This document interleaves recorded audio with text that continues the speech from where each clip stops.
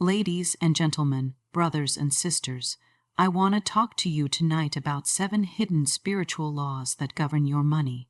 For money is not just paper, nor coin, nor number in the bank. It is energy, a current, a divine supply flowing from the infinite. Too many live as though money were scarce, forgetting that God's storehouse is overflowing. Just as seeds obey the laws of harvest, so money obeys the laws of spirit. And when we align with these laws, when we think rightly, speak rightly, and act in faith, money becomes our servant, not our master. Tonight I will reveal to you 7 laws, hidden from the world but written in the heavens, that can transform lack into abundance, fear into faith, and struggle into flow. The law of divine supply is one of the most powerful spiritual truths that governs money, and yet it is one of the least understood. People often think of money as something separate from God, as though it were outside the reach of spirit. But in reality, money is simply one of the channels through which divine supply flows. Divine supply is infinite, boundless, and ever present. It is the invisible substance out of which all things are formed, and it responds to the beliefs, thoughts, and words of each individual.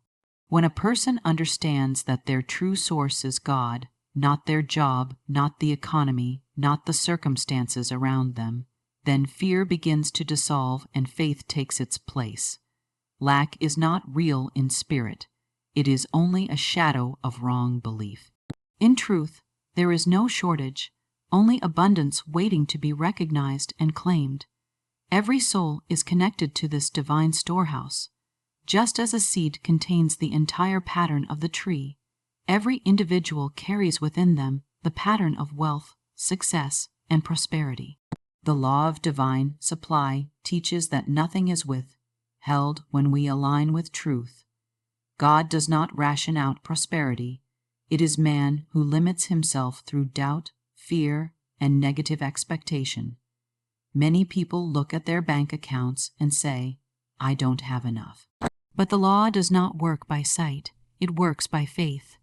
To dwell on appearances of lack is to close the door to supply, but to affirm abundance, to declare, "God is my supply, and I shall never want," is to swing that door wide open. Money is but one form of supply, and when we reduce it to mere numbers, we shrink its meaning.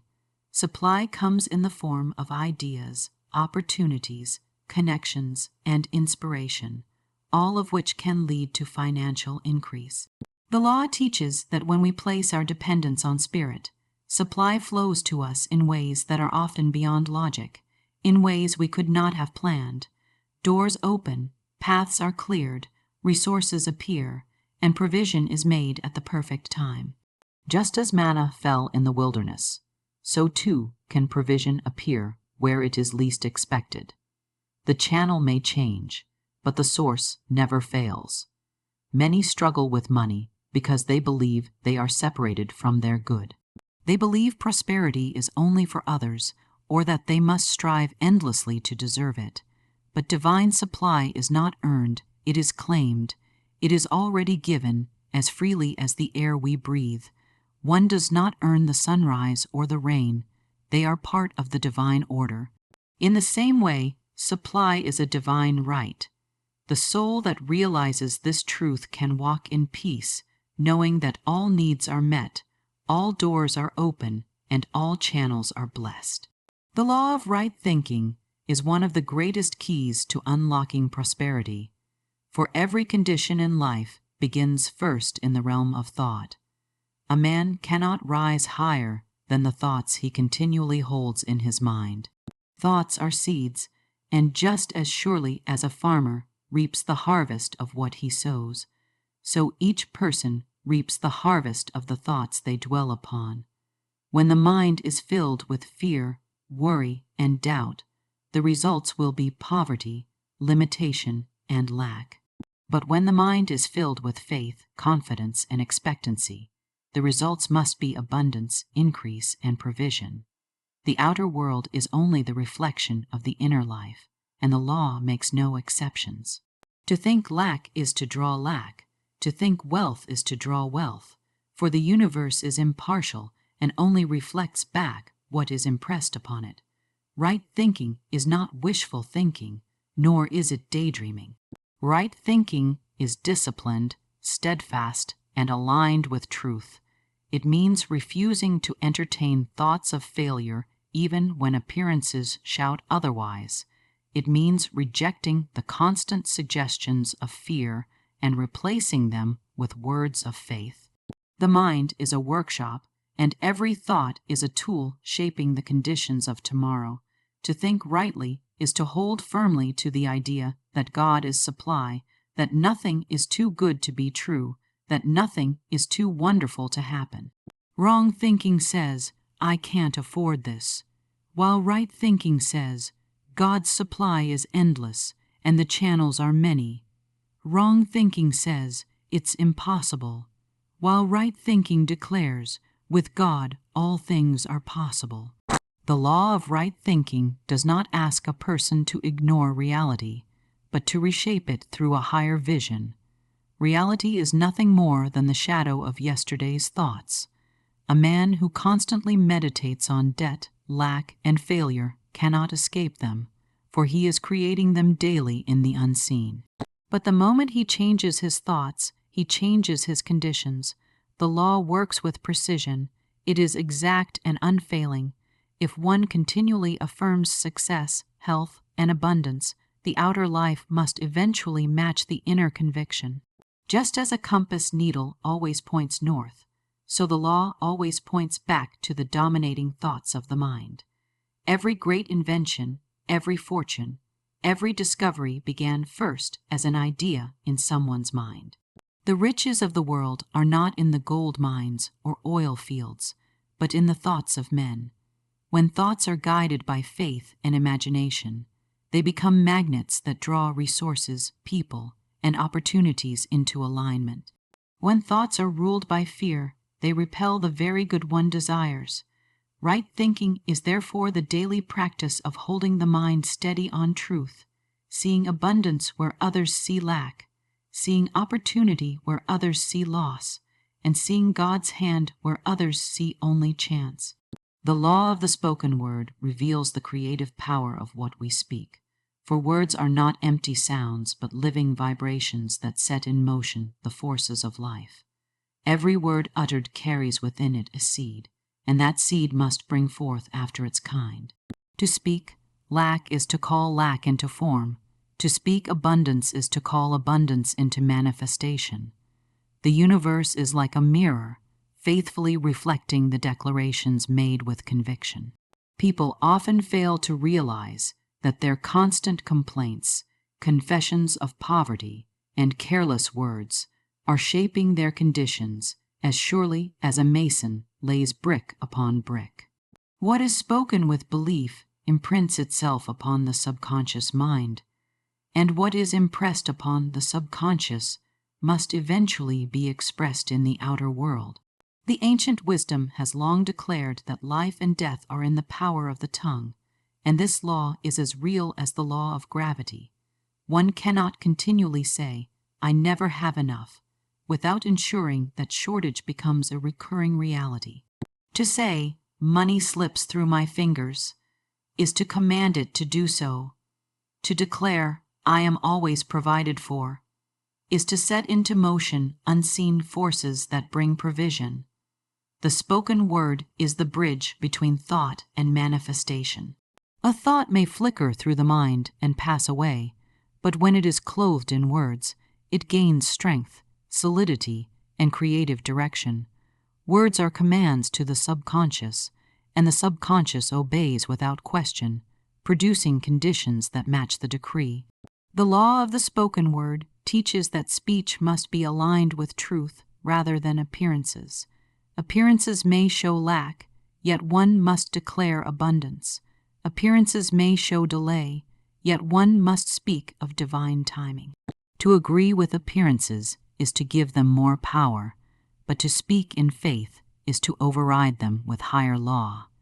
Just as a captain steers a ship with a small rudder, so a man steers his life with the words he continually speaks. Every declaration is a rudder turning the direction of circumstances.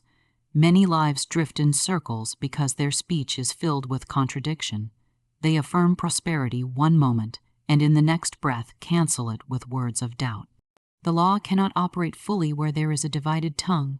To master the spoken word requires vigilance, for idle words carry power just as much as deliberate affirmations. One must train the lips to speak only those things one desires to see come to pass. Affirmations spoken with feeling and conviction are not mere repetitions but spiritual decrees. They open doors, draw opportunities, and prepare the way for manifestation. Words charged with faith move swiftly through unseen channels, drawing the exact conditions they declare. A single word of blessing, spoken with belief, can shift an atmosphere. A single word of doubt, spoken carelessly, can hinder supply. The wise therefore guard their speech, knowing that each word is a builder of destiny, each declaration a seed planted in the fertile soil of spirit. The law of faith and expectancy is the spiritual principle that what one confidently believes and eagerly expects must in time be drawn into manifestation. Faith is the assurance of things unseen, the inner knowing that supply exists even before it appears in the visible. Expectancy is the magnet that pulls that supply into the present moment. Together they form an irresistible force that shapes destiny. Many people pray, hope, or wish, yet they do so without true expectancy, and so their words carry no creative power. Faith that is alive speaks as though the good were already present, walks as though the blessing has already arrived, and lives in joyous anticipation of the fulfillment. Expectancy is not passive. It is the steady inner vision that prepares room for what is coming. When a person has faith, they no longer look to circumstances for confirmation, for circumstances are but shadows of past belief. Faith sees beyond appearances and holds to the higher law that spirit is the source and spirit cannot fail. To expect lack is to draw lack, for the universe reflects back the dominant belief of the soul. To expect supply is to draw supply, for expectancy sets the law in motion. Many live in uncertainty, hoping for prosperity while inwardly expecting struggle. This contradiction delays the flow of good, for the law answers not to half-hearted requests but to the conviction of faith. Build expectancy. Just as a farmer who plants seed confidently expects a harvest, so too must one who plants words of abundance expect their return. The law of faith and expectancy works with precision, for what one fears and what one hopes for are both forms of expectation. Fear is negative faith, expecting loss, failure, or delay, and drawing them into reality. True faith casts out fear by holding unwaveringly to the promise that God's supply is limitless and ever present. The man who fears bills arriving in the mail will surely attract them, while the man who expects unexpected income will open the channels for provision. Faith must be coupled with expectancy, for one without the other is incomplete. Faith without expectancy is a seed never planted, while expectancy without faith is a dream without substance. The soul that lives by this law becomes a magnet of blessings, for every thought and word is charged with certainty. Such a person walks into each day expecting divine favor, expecting new opportunities, expecting increase in surprising ways. This expectancy opens doors, for it prepares the mind to recognize opportunities that others overlook. It keeps the spirit alert, the eyes open, and the heart ready to receive. Even in times of delay, faith and expectancy hold steady, declaring that the supply is already on its way, already present in the unseen, already being prepared. This attitude creates an atmosphere of receptivity, a vibration of confidence that draws resources and people into alignment with the vision held in the heart. The law of giving and receiving is the divine circulation of supply, the rhythmic flow that governs increase and prosperity. Just as the ocean waves move in and out, so must money and resources move through our lives. To give is to open the channel through which blessings return, and to withhold in fear is to block the very supply one seeks. Many hold tightly to what they have, believing that lack will follow if they release it. Yet in truth, it is the act of giving that sets in motion the return. Every gift, whether of money, time, service, or encouragement, plants a seed that must bring forth a harvest. The law is unfailing, for one cannot give without receiving, just as one cannot sow without reaping. Giving must not be done in reluctance or fear, but in joy, for the vibration of the heart at the time of giving determines the quality of the return. To give grudgingly is to plant seed on rocky ground, but to give freely and with love is to plant seed in fertile soil. When a gift is released with faith, it multiplies, returning in ways far beyond the measure of the original act.